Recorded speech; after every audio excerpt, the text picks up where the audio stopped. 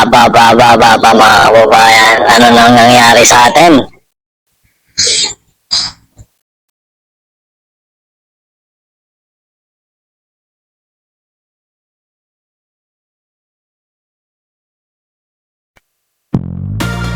Ready na ba kayo? Galaw-galaw ang katawan! Ayan na! Ito ang reaction based politika. Sama-sama gising ang diwa.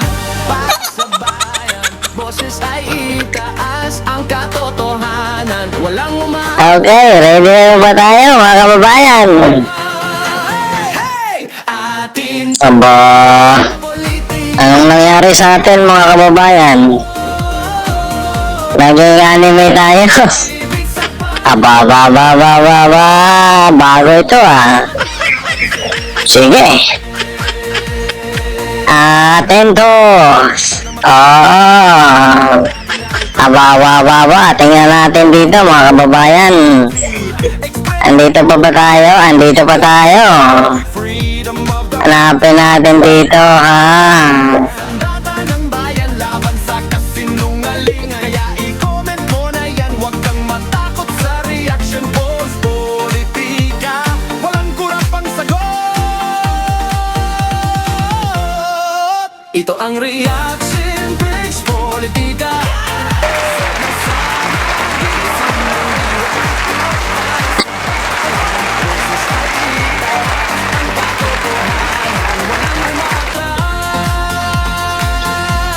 Atensyon Pilipinas! Politika, galaw sa ritmo. Isigaw Parating na naman ang bagong batch ng mga pangako. na para ma- Siguraduhin nakabukas ang inyong bulsa. Hindi para sa ayuda, kundi para bantayan ang natitira ninyong barya. Welcome back sa ating channel kung saan tinatalakay natin ang mga isyong mas mainit pa sa kape sa umaga at mas masakit sa ulo kaysa traffic sa EDSA. Ano ba yung sinabi ko?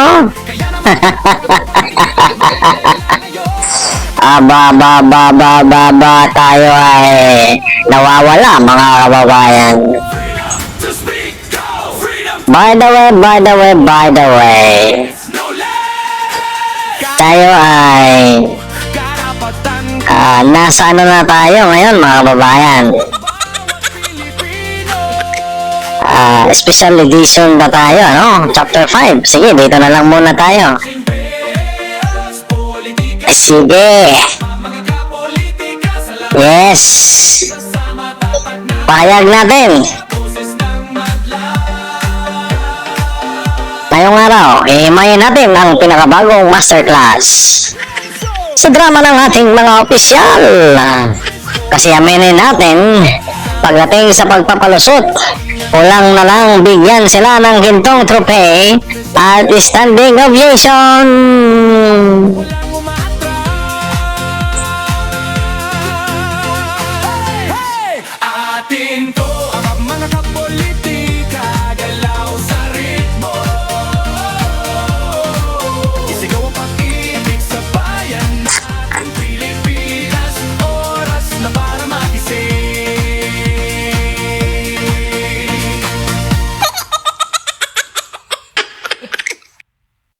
Wala sa mga proyekto under construction pero ang pondo ay fully consumed na. Hanggang sa mga hearing sa Senado na mas may plot twist pa kaysa sa mga pelikula sa sinihan.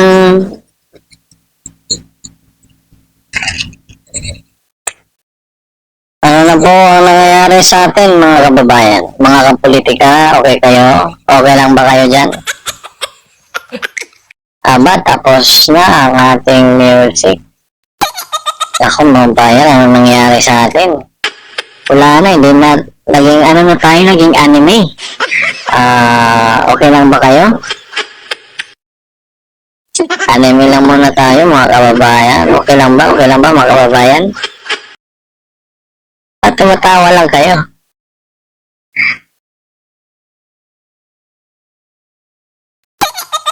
Pero tuloy pa rin tayo sa ating napapahinto tayo kasi may haba ng tawa eh. Okay, so, nako mga kababayan. Ang ganda pala ng anime. May sarili na akong damit dyan, di na ako magdadamit. Okay lang ba yan mga kababayan?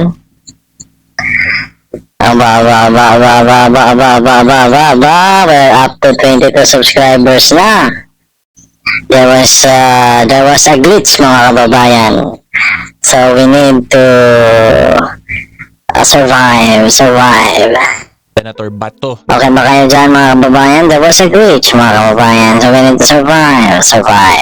Go to the video at once. NBI officers. Hindi na tayo mamimili dyan. Bahala na lang mga kababayan. Si Moret, ngayon po pag-usapan natin yung Okay. Senator Bato de la Rosa kahapon May 11, 2026 kasi nagkaroon po ng habulan sa Senado between him at mga NBI officers. Ulitin natin yan mga kababayan ha. Ulitin na. Ay pinigilan daw siya mag-attend sa session. Tapos yung explanation naman po ng side ng NBI kasama si Senator Trillanes. Ibigay nila yung allegedly warrant daw po, warrant of arrest from the Napakawalang puso.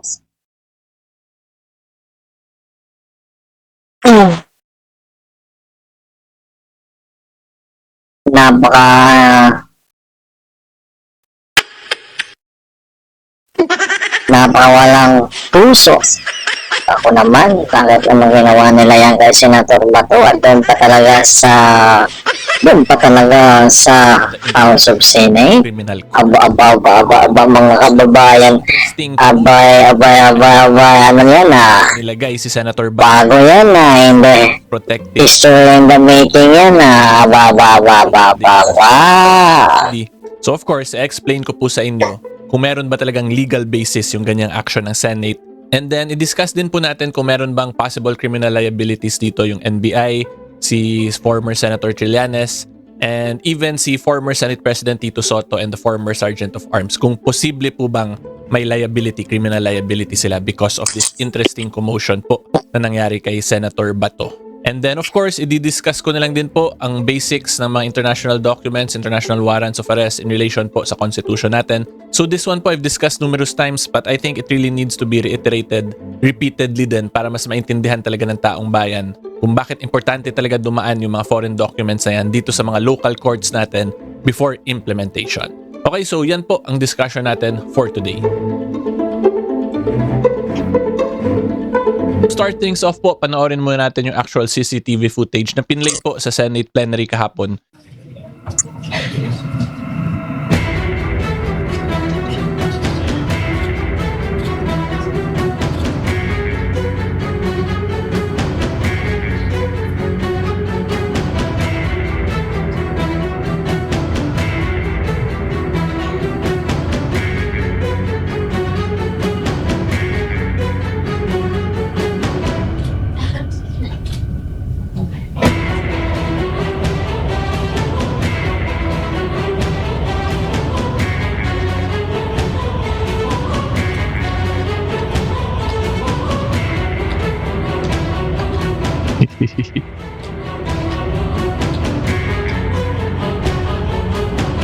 Dito ata yung nasugat po si Senator Bato eh. Siya doon.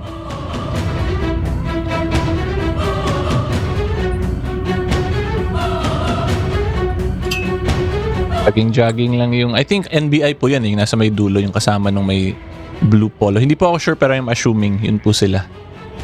So parang jogging lang. And yung may dalang suitcase, hindi ko rin po sigurado kung staff ba yun ni Senator Bato or part ng NBI. So anyway, yan po yung pinaka-commotion talagang nangyari. And according to Senator Bato dito, he was being prevented daw from attending the session sa plenary. Uy, hindi pa pala tapos. Ito yung final stretch. Yan. So, hindi ko sure kung yan po yung may bag tas yung isa ay staff or mukhang ito po yung mga NBI talaga yung naka-blue kasi meron silang badge kung napansin po ninyo dito. So, most likely po yung ito, yung may bag, yung may suitcase ay kasama pa yun ni Senator. But ayun, pinapasok nga sila. Pero everyone else, yung sinasabi ko pong naka-blue yan, may badge, hindi na pinapasok. Ito pang natumba. Yan po yung very interesting commotion na nangyari kahapon. And then because of that po, ang nangyari next yan ay sinight in contempt yung mga NBI officers na yun ng Senate because of course, the Senate being an institution para sa kanila, may ginawang something offensive po yung NBI kaya sinight sila in contempt. And then ang next po ay dineclare na nga na si Senator Bato is under protective custody po of the Senate kung saan based po sa mga interviews ay nirerespeto naman daw po ni Attorney Matibag of the NBI. In other words, hindi po nila i-implement yung warrant of arrest, yung international, yung alleged warrant of arrest from the ICC during the existence of the Senate Protection Order. So ngayon po, pag-usapan natin yung Senate Protective Order na yan, kung whether or not legal ba talaga yan or gawa-gawa lang ba yan ni Senator Cayetano. So quick break lang po mga Kasimor, gusto ko lang po kasi kayo pasalamatan lahat because we have recently crossed 400,000 subscribers po sa YouTube. Sa mga hindi pa po nag-subscribe pero laging nanonood, hopefully po you can consider subscribing kasi wala naman pong bayad yung subscription sa YouTube ko. 100% free po ang YouTube subscription. Okay, and of course, don't forget also to like this video para po mas bigyan pa kayo ng ganitong content ng mga algorithm sa social media. Okay, so again po, maraming salamat for the support. Ngayon po, tuloy tayo sa discussion. Okay, so ang sagot ko po dyan regarding the Senate protective custody of a sitting senator is legal po yan and constitutional. Okay, kasi tatandaan po natin yung legislative department po or in our constitution po kasi meron tayong 3 main branches of government, diba? Executive, legislative, and the judiciary.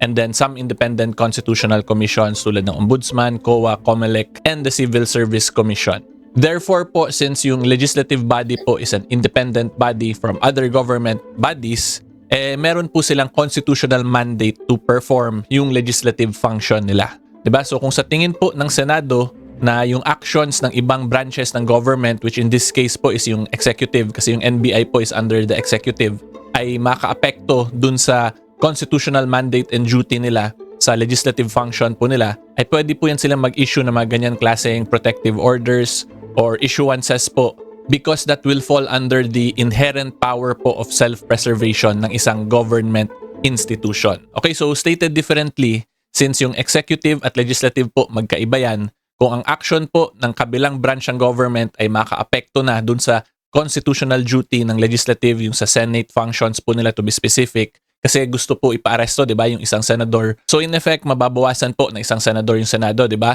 Therefore, pwede po yan ma-argue na that will affect the constitutional mandate and duty po nila to the Filipino people in relation to their legislative function. So therefore, since maapektuhan yung constitutional mandate nila, ay may karapatan po silang protektahan yung institution nila. Kasi in this case nga po, ang mangyayari ay mababawasan sila ng isang senador via the action of the executive kung saan questionable yung basis para mabawasan sila ng isang senador. Kasi yung pinapakita pa lang po is an international ICC warrant.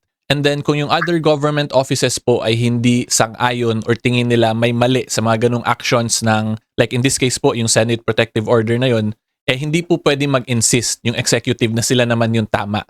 Diba? Kasi again, number 1, separation of powers. Number 2, inherent powers of self-preservation. So in that situation po, kung tingin ng executive sila talaga yung tama, dapat pumunta sila ngayon sa Supreme Court kasi meron ng legal issue between 2 government entities, di ba? So of course, ang only way po para ma-determine kung sino sa kanila yung tama is via the power of judicial review po ng Supreme Court. So dito po ngayon, sasabihin ng Supreme Court kung whether or not may grave abuse of discretion ba talaga yung Senate sa pag-issue po ng ganong klaseng protective custody na order. Okay, pero unless and until may declaration or court order na yung Supreme Court, ang nag-a-apply po ngayon is the presumption of regularity nung action ng Senado. Kasi ganyan po ang presumption sa mga government actions natin. It is always presumed regular para po makatrabaho ng maayos yung government natin at hindi sila mapatigil na lang ng basta-basta sa trabaho nila. Okay, so hopefully klaro po yan. Ngayon po, pag-usapan naman natin kung bakit yung international document, which in this case is yung ICC warrant, ay kailangan pa mag-undergo ng judicial scrutiny via our local courts.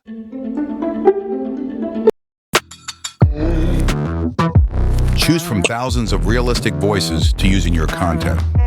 Change the way you record podcasts, voiceovers. And yung applicable po na provision sa issue na yan is mainly Article 3 of Section 2 po ng 1987 Constitution natin. So this is still under the Bill of Rights po natin. Pero before I actually explain the legal technicalities, ito po magbibigay lang ako sa inyo ng mga real world or mga common world scenarios para mas maintindihan nyo po talaga kung bakit importante dumaan sa local judicial scrutiny or process yung mga international documents. Okay, so isipin po ninyo kung meron pong random person na galing abroad tapos pumunta ng Pilipinas, may dala-dala siyang document, tapos biglang ipakita niya sa inyo, sabihin niya, this is an international warrant of arrest, I will arrest you now. Parang ano po yun, di ba? It is very questionable and can really be subjected to abuse by any individual. Kasi at the end of the day, hindi pa nga natin sure kung totoo yung document na yun pero bigla ka na lang aarestoin. Huwag nyo na po isipin kung si Senator Bato yung involved dito. Just look at it in an ordinary person's point of view. Kung kayo po mismo, may random person, biglang dadalhan kayo ng document pupunta sa inyo, magpapasama sa allegedly NBI din daw po, that will really lead to a situation that can easily be abused. Kasi at the end of the day, since hindi pa nga po na-verify yung mga documents na yan, wala pa po yung legal effect talaga sa bansa natin. That is simply a mere scrap of paper po. Kasi only local courts po natin ang may power to issue a warrant of arrest dito. So kung makita po ninyo, Article 3, Bill of Rights, Section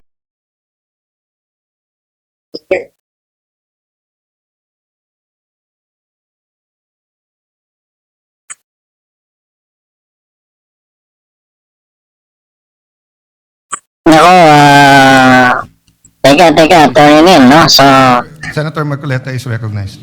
puntahan muna natin yung, yung itong ibang video. Ito sa Senate. Despite differences, Puntahan muna natin. I have my respects.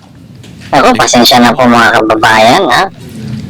Are urging Senator Ronald De La Rosa to voluntarily surrender to the peoples of the proper authorities and seek judicial remedies in accordance with the Constitution and applicable laws and rules. Mr. President, I respectfully oppose this resolution on the ground that the moment Senator De La Rosa surrenders, he will be immediately brought outside Philippine territory and deprived of the protection and remedies of Philippine laws and courts. To surrender Senator De La Rosa is to effectively surrender Philippine sovereignty itself. The International Criminal Court Pretrial Chamber 1, Mr. President, has confirmed that it issued a warrant of arrest against Senator De La Rosa on November 6, 2025. It unsealed the warrant only on May 11, 2026. The warrant orders the arrest and surrender of Senator De La Rosa. Under Article 102 of the Rome Statute, to surrender Senator De La Rosa is to deliver him to the custody of the ICC in the Netherlands, a foreign jurisdiction where Philippine laws have no force and Philippine courts can do nothing. While the sponsors pretend that they want Senator De La Rosa surrendered to authorities in the Philippines, in reality, they want him handcuffed, dragged to the airport, dumped on a plane, and banished to the clutches of the ICC in the Netherlands. While the sponsors claim they want Senator De La Rosa to avail of Philippine judicial remedies, in reality, they want him removed from territorial jurisdiction of the Philippine courts and therefore deprived of the rights and remedies that every Filipino enjoy under our laws Ba ang nangyari nung nakaraang Duterte and administrasyon? constitutional protection. Nung nakaraang of Duterte due process. administration, ano In fact, Mr. President, if the sponsors will have their way, the Senator De La Rosa na-disallow ka because hindi mo lang nasunod is yung auditing transported to the practice. Netherlands. Whereas naman po sa the constitutional issues now pending before the Philippine Supreme Court will become moot and academic. The Philippine Supreme Court will be ousted of jurisdiction and prevented from fulfilling its constitutional mandate.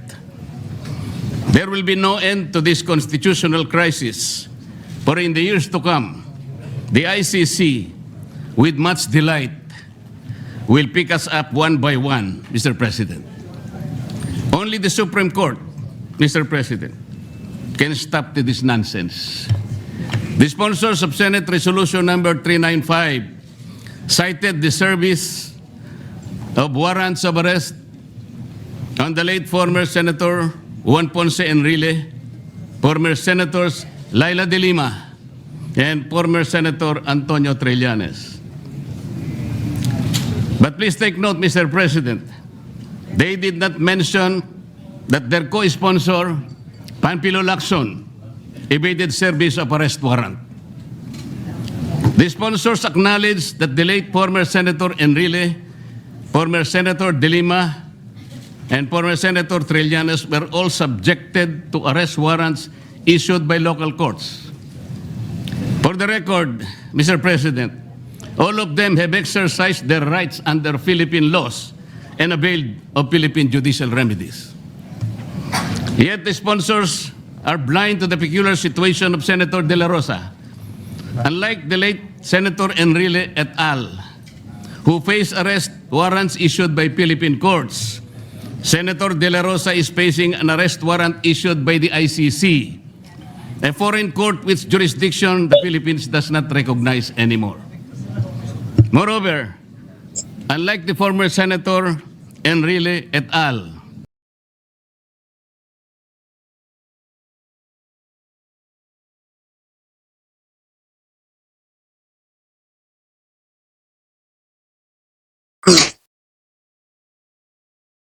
Nako, teka lang po, teka, Senator Marcoleta.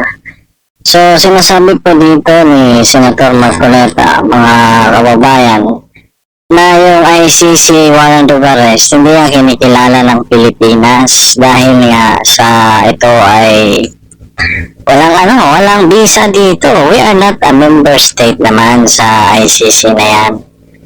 Kaya isang kalapastanganan sa ating konstitusyon yung gawing isang tour to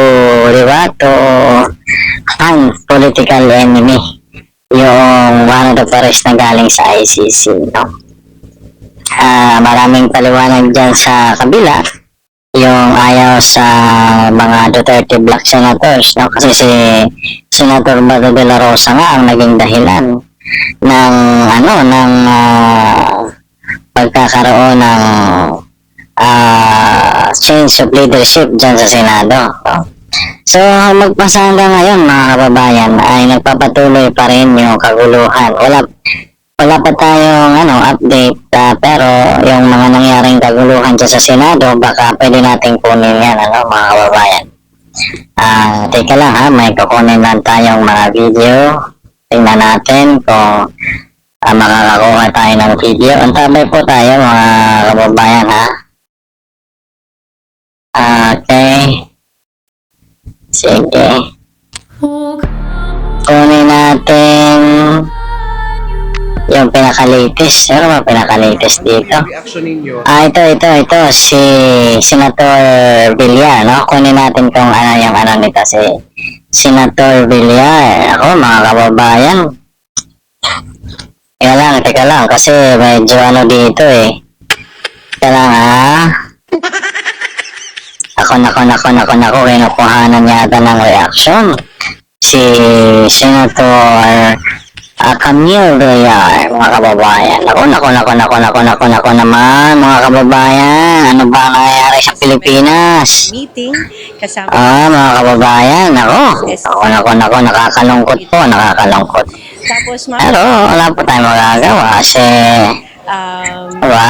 tapos akala po namin fire. Ayan na po, ayan. Kaya lang mamaya-maya ay dire-diretso na po yung putukan. Tapos alam na may naamoy na po kaming gunpowder. So yun po, doon na po kami medyo natakot ng kaunti at hindi po namin alam kung sino yon, saan nanggagaling yon at kung ano po yung nangyayari. So mga 8 or 10 kaming senador na nandun po sa office, sinira kasi parang hindi po namin alam kung papasukin kami. Tapos nagtatawag po kami ng tulong dahil nga po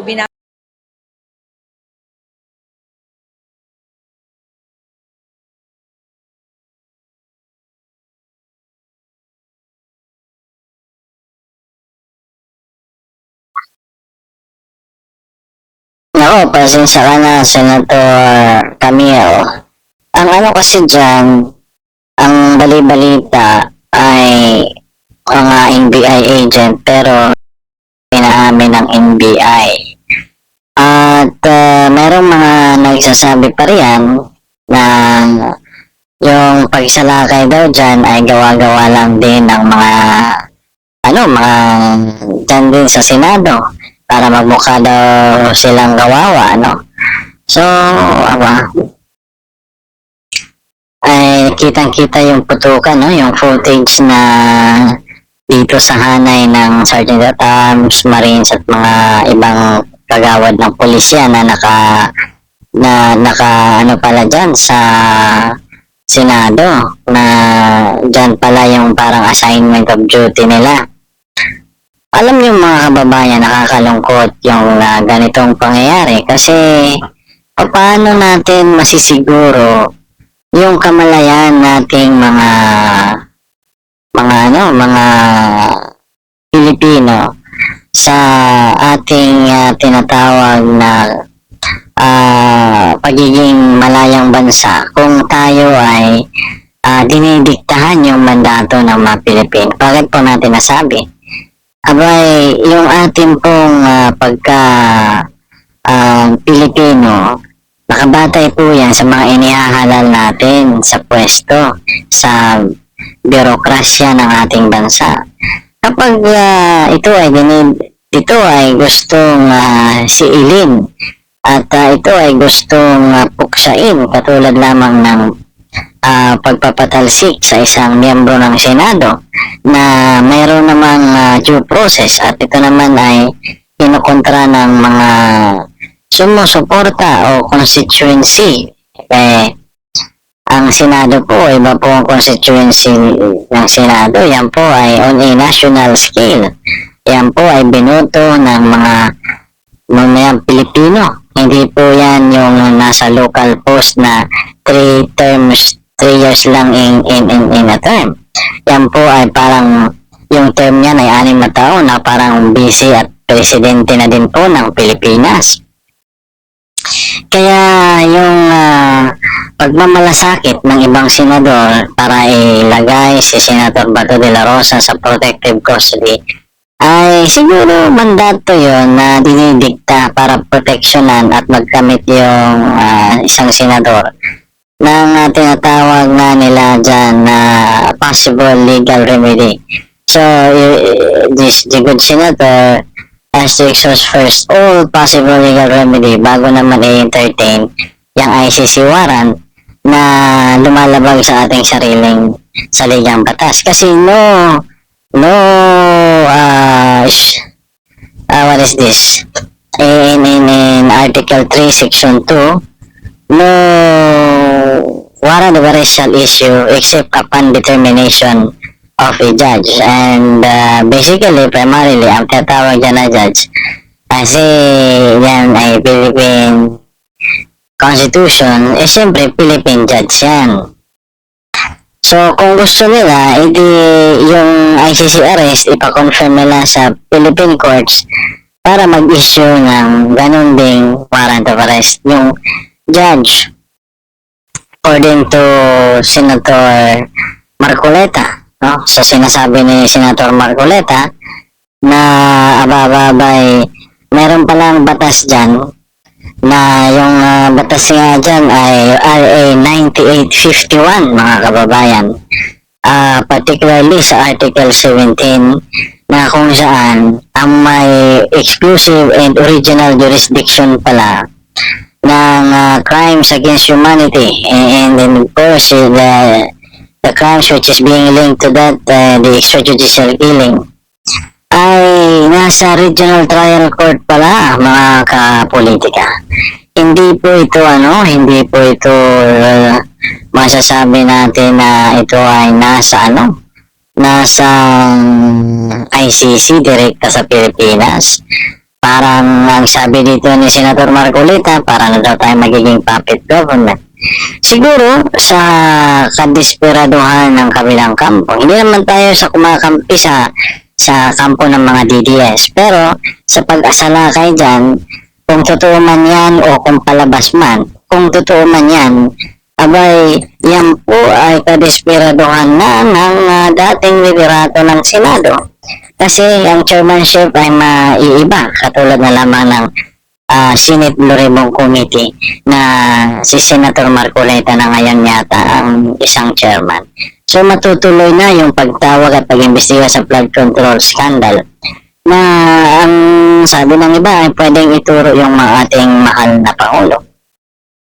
Kasi tatawagin dyan si Saltico, through Zoom, kasi yun naman yung sabi ng mga DDS. Ang tatawagin dyan si yung 18 Marines at saka kung available pa si Master Sergeant Orly Gutesa ba yan?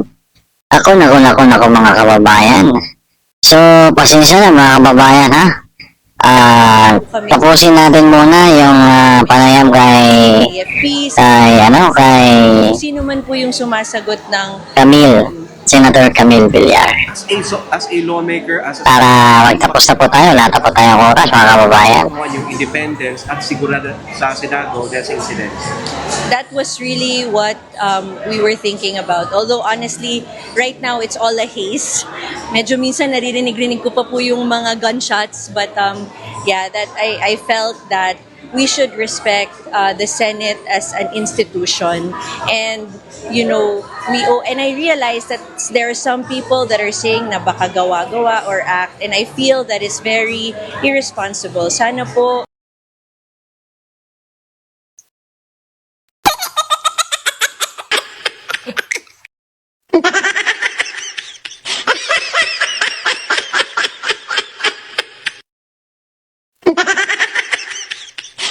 di ba?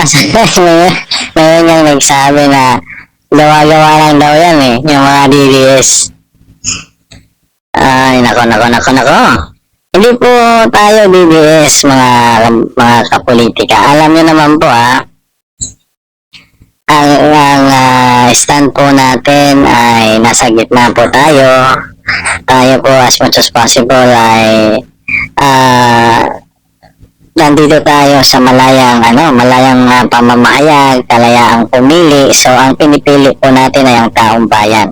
Regardless of the political color, yan po dapat yung ating priority, no? So kung isang bibis man ng viewers natin at isang loyalista o maka-administrasyon o isang taga dito sa mga taga Dilawan, Pinklawan o kung ano kuman yung political affiliation sa inaniban at sinusundan at pinakalo ng mga political parties, okay naman yun kasi we are a multi-party system. In terms of party system, it is a kind of a political party system na kung saan ay pinapayagan ang dalawa mahigit pang mga political parties. No? Unlike sa mga nakaraang video na natalakay na natin, unlike yung tinatawag natin na two-party system, ang halimbawa dyan ay ang United States of America, and you have also China, which is one-party system, no? Yung Communist Chinese Party, yung CCP. So sa Pilipinas madami, meron tayong basta pangalanan mong may lakas, may liberal, may Vice President Sara Duterte, yung partido niya, yung Partido Federal ni Pangulong Marcos. So ang dami, nakakalito kung titingnan mo. No? Balik tayo mga kababayan. Nakakapagod pala magsalita.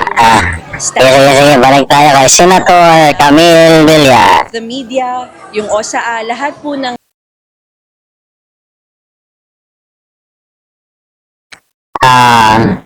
hindi po yan arte-arte ha. Opo.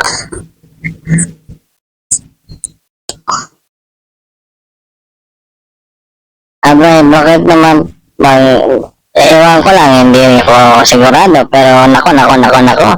Ang pala dyan ng iba ay arte-arte lang pala yan, kaartihan lang. Well, naku, pasensya na, Senator Camille Villar, magpapaalam na tayo, basta yung oras natin. Puntahan muna natin yung ating outro video, mga kababayan. Okay, dito na tayo sa ating outro video. Ay, hindi pala ito video. Audio pala ito. Pasensya na mga kababayan. Ako naman. Kamali pa tayo doon. Already na ba kayo? Ay, galaw ang katawan. Ayan na. Ayan na. Aba. Oh, galaw.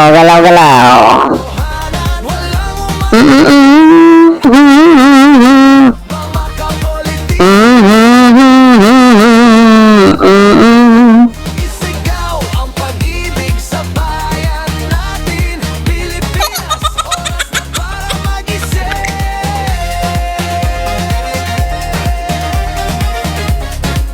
Bigyan natin ng mabilis na palakpakan ng kanilang mga scriptwriter sa gobyerno. Expression natin no. Oh, di ba mga babayan? Ang gagaling nyo, promise. I-comment mo na yan, huwag kang matakot sa reaction pics. Politika, walang kurap ang sagot. O siya, dyan muna nagtatapos ang ating pambansang chismis. Ay talakayan pala. Kayo, mga kamarites ng lipunan, ano ang masasabi ninyo sa scripted nilang acting?